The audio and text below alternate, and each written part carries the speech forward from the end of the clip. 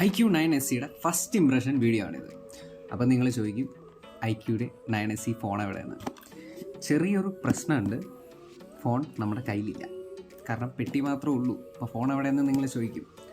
ആ ഫോണിലാണ് നിങ്ങളിപ്പോൾ ഈ വീഡിയോ നിങ്ങൾ കണ്ടുകൊണ്ടിരിക്കുന്ന വീഡിയോ എടുത്തിരിക്കുന്നത് ആ ഫോണിലാണ്. കാരണം ഞാൻ ഉപയോഗിച്ചുകൊണ്ടിരുന്ന ഫോണെന്ന് പറയുന്നത് റിയൽമി 7 Pro ആണ്. അപ്പോൾ അത് കയ്യിലുണ്ടായിരുന്നത് ഞാൻ എക്സ്ചേഞ്ച് ചെയ്തിട്ടാണ് iQoo 9SE വാങ്ങിയത്. അപ്പോൾ എൻ്റെ കയ്യിൽ ആകെ ഉണ്ടായിരുന്ന ഫോൺ ഞാൻ കൊടുത്തു, ആമസോൺ വഴി എക്സ്ചേഞ്ച് ചെയ്തിട്ട് 9SE എടുത്തു. അപ്പോൾ പിന്നെ എൻ്റെ കയ്യിൽ വേറെ ഫോണോ കാര്യങ്ങളോ ഇല്ല. അപ്പോൾ നിങ്ങൾ ഈ വീഡിയോയിൽ എനിക്ക് ഉള്ള ഫസ്റ്റ് ഇംപ്രഷനും കുറച്ച് കാര്യങ്ങളും മാത്രമായിരിക്കും ഞാൻ പറയുക. അല്ലാതെ ഫോൺ കാണിക്കാൻ വലിയ നിർവാഹമില്ല. ഞാൻ ഫോണിൻ്റെ കുറച്ച് എടുത്തിരിക്കുന്ന പിക്സും കുറച്ച് ഫീച്ചേഴ്സിൻ്റെ ഇതും കുറേ ഫോട്ടോയുടെ സാമ്പിൾ ഷോട്ട്സും ഒക്കെ ആയിരിക്കും നിങ്ങൾ ഈ വീഡിയോയിൽ കാണുന്ന മൊത്തം. അപ്പം iQoo 9SE കുറിച്ച് പിന്നെ ഈ വീഡിയോ ഇപ്പോൾ നിങ്ങൾ കാണുന്ന ആംഗിളിൽ ഇത് കാണുന്നത് ഈ iQoo 9SEയുടെ ഫ്രണ്ട് ക്യാമിൽ എടുത്താണ്. ബാക്ക് ക്യാമിൽ എടുക്കാനും നിർവാഹമില്ല. കാരണം ഇത് തിരിച്ചു പിടിച്ചെടുക്കാൻ വേറെ ആളില്ല. ഞാൻ തന്നെ ഇവിടെ ഡെസ്കിൻ്റെ പുറത്ത് വെച്ചിട്ടാണ് ഈ സാമാനം വീഡിയോ എടുക്കുന്നത്. അപ്പോൾ അത് തിരിച്ചു പിടിച്ചിട്ടെടുക്കാനും കുഴപ്പമില്ല, അല്ലെങ്കിൽ എടുത്ത് വെക്കാനായിട്ട് എനിക്ക് ട്രൈപോഡും ഇല്ല. അപ്പം നിങ്ങൾ ഇത് വെച്ച് അഡ്ജസ്റ്റ് ചെയ്യണം. അപ്പം ഒരു ഇൻഡെപ്ത്ത് ഈ ചൂഴ്ന്നിറങ്ങിയുള്ള വലിയ റിവ്യൂ ആയിട്ടൊന്നും ഇതിനെ കാണണ്ട. ഇത് ഞാനിപ്പോൾ ഫോൺ എടുത്തിട്ട്, അതായത് ഈ iQoo 9SE റിലീസ് ആവുന്നത് മാർച്ച് 8-നാണ്. ഞാൻ 8-ന് തന്നെ ഓർഡർ ചെയ്തു. കൃത്യം 4-5 ദിവസം എടുത്തു. മാർച്ച് 14-ാം തീയതി എൻ്റെ കൈ കിട്ടി. ഇപ്പോൾ ജസ്റ്റ് ഒരു 6 ദിവസം ആയതുള്ളൂ. ഞാനിപ്പോൾ വീഡിയോ ഷൂട്ട് ചെയ്യുന്നത് മാർച്ച് 20-നാണ്. അപ്പം 6 ദിവസം ആയിട്ടുള്ളൂ എൻ്റെ കൈ കിട്ടിയിട്ട്. അപ്പോൾ 6 ദിവസം കൊണ്ടുള്ളൊരു ജസ്റ്റ് ഒരു സാധാരണ ഒരാൾ മേടിച്ച് കഴിഞ്ഞാൽ ഉണ്ടാകുന്ന ഫസ്റ്റ് ഇംപ്രഷൻ എന്താണ്. അപ്പം ഫോണിൻ്റെ വില എന്ന് പറയുന്നത്, അപ്പം ഇതിൻ്റെ ബാക്കിൽ കൊടുത്തിട്ടുണ്ട്, കാണാവോ എന്നറിയില്ല. ഫോക്കസ് ആവും. മിററിങ് ഇട്ടേക്കുന്നതുകൊണ്ട് കണ്ടാൽ മനസ്സിലാവില്ല. ഫോണിൻ്റെ പാക്കിലുള്ള വില എന്ന് പറയുന്നത് 39,990 രൂപയാണ്. പക്ഷേ ആമസോണിലെ വില എന്ന് പറയുന്നത് 34,999 രൂപയാണ്. അപ്പോൾ ആ വിലയ്ക്ക് തന്നെ ആയിരിക്കും എല്ലാ സൈറ്റിലും എല്ലായിടത്തും തന്നെ കിട്ടുന്നത്. പിന്നെ എനിക്ക് കിട്ടിയെന്ന് വെച്ച് കഴിഞ്ഞാൽ, ഞാൻ പറഞ്ഞല്ലോ, എൻ്റെ റിയൽമി 7 Pro ഞാൻ എക്സ്ചേഞ്ച് ചെയ്തിട്ടാണ് ഈ iQoo 9SE എടുത്തത്. അപ്പോൾ എനിക്ക് ഏകദേശം 10,900 രൂപ അടുത്ത് എക്സ്ചേഞ്ച് വാല്യൂ കിട്ടി. അപ്പം അതിനത്ര വാല്യൂ കിട്ടിയില്ല. 7,000 സംതിങ് ആണ് എൻ്റെ ഫോണിന് കിട്ടിയ വാല്യൂ. ബാക്കി ഒരു 3,000 എക്സ്ട്രാ ഏതാണ്ട് ഓഫർ ഉണ്ടായിരുന്നു. അപ്പോൾ അത് രണ്ടും കൂടെ വെച്ചിട്ട് ഏകദേശം 10,000 രൂപ അടുത്ത് എനിക്ക് ഓഫ് കിട്ടി. അപ്പോൾ അത് വെച്ചിട്ട് എനിക്ക് 24,000 രൂപയ്ക്കാണ് ഞാൻ ഈ ഫോൺ 23,900 രൂപയ്ക്കാണ് എനിക്ക് iQoo 9SE കിട്ടിയത്. അപ്പോൾ ആ വിലയ്ക്ക് തന്നെയല്ല, ഇതിൻ്റെ ഒറിജിനൽ പ്രൈസായ 34,000 രൂപയ്ക്കും ഈ ഫോൺ വെർത്താണോ എന്ന് ചോദിച്ചാൽ വെർത്താണ്.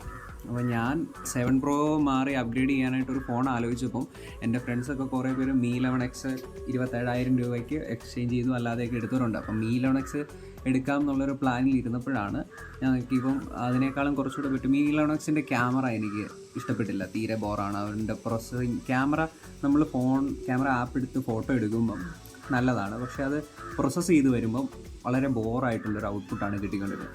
അപ്പോൾ അതുകൊണ്ട് എനിക്കൊരു മടിയായിരുന്നു Mi 11X എടുക്കാൻ. അപ്പോഴാണ് ഞാൻ ഫോണെക്കുറിച്ച് വേറെ ഫോണുകൾ ഏതാണെന്ന് നോക്കിയപ്പോൾ iQoo 7 എടുക്കാൻ നോർത്തു. അപ്പോൾ iQoo 7 എടുക്കാനായിട്ട് ഇരുന്നപ്പോഴാണ് അപ്പം 9 സീരീസ് ഇറങ്ങുന്നു എന്ന് പറഞ്ഞൊരു ഇത് നമ്മൾ കണ്ടത്. അപ്പോൾ അങ്ങനെ എന്നാൽ പിന്നെ 9SE ഒരു 10,000 രൂപയും കൂടെ കൂടുതൽ എടുത്താലോ എന്നുള്ളൊരു പ്ലാൻ വന്നത്. അപ്പം പിന്നെ 8-ാം തീയതി ആയപ്പോഴത്തേനും 9SE ഇറങ്ങി. അപ്പോൾ 9SE ഇറങ്ങിയപ്പോൾ ഞാനത് അന്ന് തന്നെ ഓർഡർ ചെയ്തു. അപ്പോൾ അത് 4-5 ദിവസം കൊണ്ട് നമുക്ക് കൈ കിട്ടി.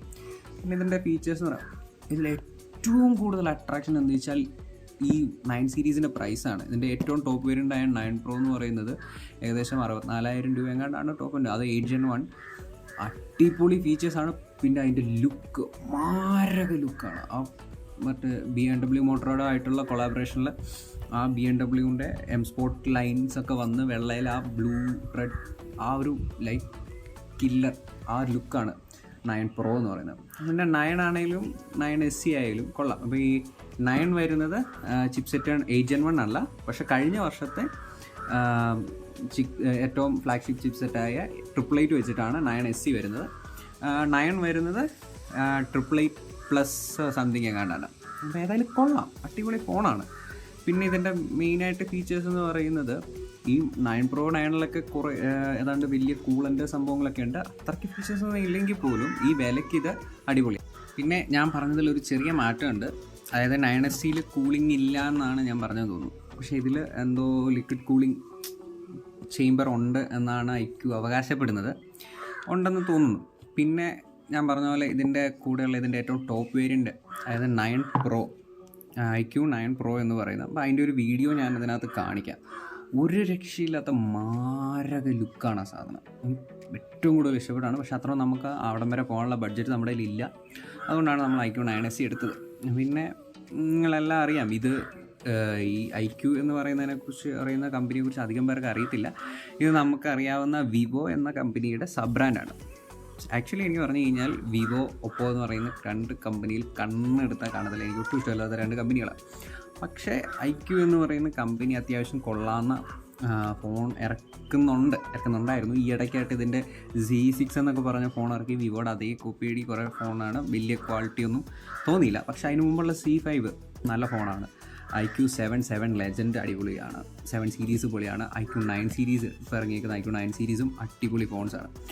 പിന്നെ ഇതിനെക്കുറിച്ചുള്ള മെയിൻ ഫീച്ചേഴ്സ് ഇപ്പം ഒരു ഫസ്റ്റ് ഒരു ബയ്യർ അല്ല ഒരു യൂസർ എന്ന നിലയിൽ പറയുകയാണെങ്കിൽ എനിക്ക് ഭയങ്കരമായിട്ട് ഇഷ്ടപ്പെട്ടു. ഇതിൻ്റെ ഒരു മെയിൻ അട്രാക്ഷൻ എന്നൊക്കെ പറയുന്നതെന്ന് വെച്ചാൽ ഇതിൻ്റെ സ്ക്രീൻ 120 Hz AMOLED ആണ്. പിന്നെ 300 Hz ടച്ച് സാമ്പിളിംഗ് റേറ്റ് ഉണ്ട്. പിന്നെ 4500 mAh ബാറ്ററി ഉണ്ട്. സ്ക്രീൻ ഒരു രക്ഷയില്ല, അടിപൊളിയാണ്. ക്യാമറ, അപ്പോൾ ഞാൻ പറഞ്ഞിരുന്നു മറ്റേ Mi 11X എടുക്കാതെ ഞാൻ ഇതെടുത്തതിൻ്റെ ഒരു മെയിൻ കാരണം ക്യാമറയാണ്.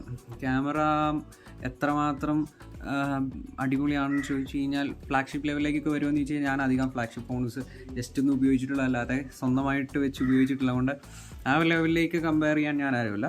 പക്ഷേ ഞാനിതൊരു ഉപയോഗിച്ചിട്ടുള്ള ഫോണിൽ വെച്ചിട്ട് ഞാൻ പറഞ്ഞത് Mi 11Xനേക്കാളും എനിക്ക് ക്യാമറ ഇഷ്ടപ്പെട്ടു.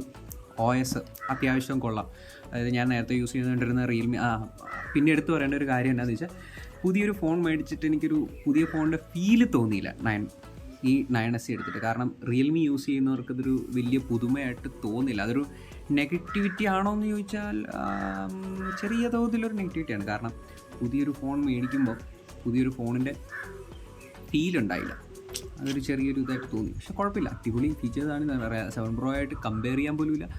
ഇത് അടിപൊളിയാണ്. 7 Pro ആ ലെവലാണ്. പക്ഷേ ഒരു OSലെ ഒരു തീമും അതിൻ്റെ ഒരു ഡിസൈനിങ്ങും കാര്യങ്ങളൊക്കെ വരുമ്പോൾ ഒരു ചെറിയ വ്യത്യാസം, അതായത് വ്യത്യാസമല്ല, ചെറിയ സാമ്യം തോന്നി രണ്ടുമായിട്ട്. അപ്പോൾ അതുകൊണ്ട് ഒരു പുതിയ ഫോൺ എടുത്തു എന്നുള്ളൊരു സെറ്റപ്പ് തോന്നിയില്ല. പിന്നെ ഞാൻ പറഞ്ഞല്ലോ, ഇതിൻ്റെ ഫീച്ചേഴ്സ് അടിപൊളിയാണ്. സ്നാപ്ഡ്രാഗൺ 888 ആണ് അതിൻ്റെ ഏറ്റവും വലിയ ഹൈലൈറ്റ്. അപ്പം കഴിഞ്ഞ വർഷത്തെ ഫ്ലാഗ്ഷിപ്പ് ചിപ്സെറ്റ് നമുക്ക് ഇപ്രാവശ്യം വെറും 30 കഴിഞ്ഞു. അതായത് ഫ്ലാഗ്ഷിപ്പ് ചിപ്സെറ്റ് ഈ 888 കഴിഞ്ഞ വർഷം ഇറങ്ങിക്കൊണ്ടിരുന്ന ഫോണുകളുടെ വില എന്ന് പറഞ്ഞാൽ 80,000, ഒരു 65-70 മുകളിൽ തൊട്ട് 1.5 ലക്ഷം രൂപ വരെയുള്ള S21 Ultra വരെയുള്ള കൂട്ടിയ ഫോണുകൾ വരെ ഉണ്ടായിരുന്ന ചിപ്സെറ്റാണ് സ്നാപ്ഡ്രാഗൺ 888. അപ്പം ഇപ്പം ഒരു 35,000 രൂപയുടെ ഫോണിന് നമുക്ക് അത്യാവശ്യം കൊള്ളാവുന്നൊരു ചിപ്സെറ്റ് വരുന്നുണ്ട്. അപ്പോൾ ഈ റേഞ്ചിൽ ഇങ്ങനെ നല്ലൊരു ചിപ്സെറ്റായിട്ട് വരുന്ന ഒരു ഫുള്ളി പാക്ഡ് ഫോൺ വേറെ ഉണ്ടെന്ന് എനിക്ക് തോന്നില്ല. പിന്നെ ഇത് കൈ പിടിക്കുമ്പോഴുള്ള ഫീല് ഒരു രക്ഷയില്ല. അൾട്രാ പ്രീമിയം ഫീലുണ്ട്. നല്ല മെയ്ഡാണ്. ബാക്കി ഗ്ലാസ്സാണ്, ഫ്രണ്ട് ഗ്ലാസ് ആണല്ലോ. പിന്നെ ബോഡി മെറ്റലാണ്. ക്യാമറ ഒക്കെ ഒരു രക്ഷയില്ല. ക്യാമറയുടെ അടിയിൽ ഒരു ഇച്ചിരി പാർട്ടുണ്ട്, ഒരു മെറ്റൽ ഗ്ലോസി പാർട്ട്. അതെനിക്ക് വലിയ ഇഷ്ടപ്പെട്ടില്ല. ബാക്ക് സൈഡ് ഫുള്ളി ഗ്ലാസ്സാന്ന് പറഞ്ഞാൽ ഒരു മാറ്റ് ഫിനിഷ് പോലാണ്. പിന്നെ Android 12 ആണ് വരുന്നത്. അതിൻ്റെ പുറത്ത് പക്ഷേ നമ്മൾ ആ പിക്സലിലൊക്കെ കണ്ട പോലെ Android 12ൻ്റെ സ്കിന്നല്ല, ഫാൻ ടച്ച് OS എന്ന് പറയുന്ന iQooൻ്റെ സ്കിന്നാണ് ഇതിൽ വരുന്നത്. പക്ഷേ 12ൻ്റെ ഫീച്ചേഴ്സൊക്കെ ഉണ്ട്. അപ്പം നമ്മൾ ക്യാമറ യൂസ് ചെയ്തുകൊണ്ടിരിക്കുകയാണ്, മുകളിൽ ഒരു ബ്ലൂ ഡോട്ട്, ഒരു ഗ്രീൻ ഡോട്ട് കാണിക്കും.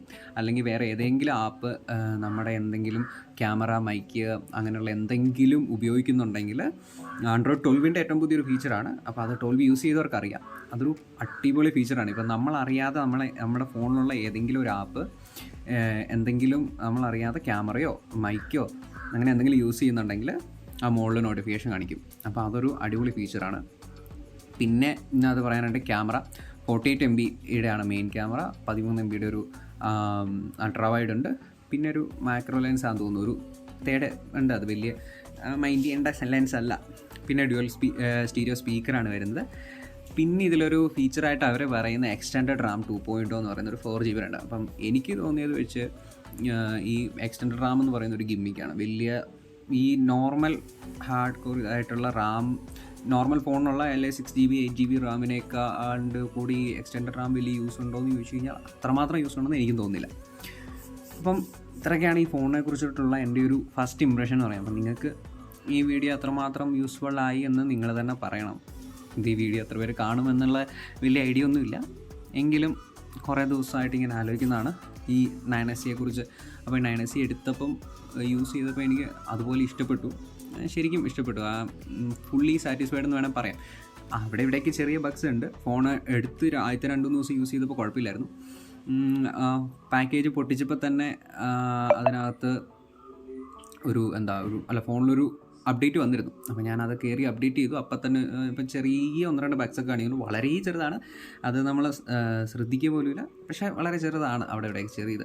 അപ്പോൾ അത് അടുത്ത അപ്ഡേറ്റിൽ മാറും, അപ്ഡേറ്റ് വരും, എന്തായാലും അപ്ഡേറ്റ് ഉണ്ടാവും. പിന്നെ 2 വർഷത്തേക്കുള്ള, അപ്പോൾ മറ്റു ഫോണുകൾ പോലെ 2 വർഷത്തേക്കുള്ള സോഫ്റ്റ്വെയർ അപ്ഡേറ്റും 3 വർഷത്തേക്കുള്ള സെക്യൂരിറ്റി അപ്ഡേറ്റുമാണ് എനിക്ക് നമുക്ക് തരുന്നത്. അപ്പോൾ ഇതിനെക്കുറിച്ച് ഒരു ഫസ്റ്റ് ഇംപ്രഷൻ എന്ന രീതിയിൽ ഇത്രയൊക്കെയാണ് എനിക്ക് പറയാനുള്ളത്. വീഡിയോ നിങ്ങൾക്ക് ഇഷ്ടപ്പെട്ടെന്ന് കരുതുന്നു. ശരി, ബൈ ബൈ.